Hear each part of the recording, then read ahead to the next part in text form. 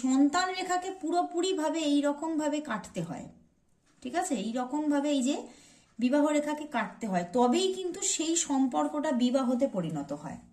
না হলে কিন্তু সেই যে রিলেশনশিপটা বিবাহতে পরিণত হতে পারে না। আবার কিছু কিছু রেখা আছে, কিছু মানুষ হয় যাদের জীবনে সন্তান থাকে না, কিন্তু তাদের বিবাহটা হয়েছে। তাহলে সেই রেখাটা কিরকম? সেই রেখাটা হবে এই যে এরকম রেখাটা হবে, রেখাটা গেছে, কিন্তু এই রকম ভাবে ওপর দিক থেকে এই রেখা একটা এসে এইখানে দেখতে পাচ্ছ ধাক্কা মেরেছে, আবার হয়তো নিচে একটা রেখা এরকম ভাবে এসে ধাক্কা মেরেছে।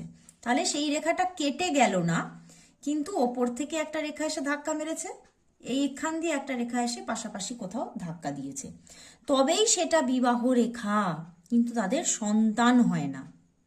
বুঝতে পেরেছো? তাহলে বিবাহ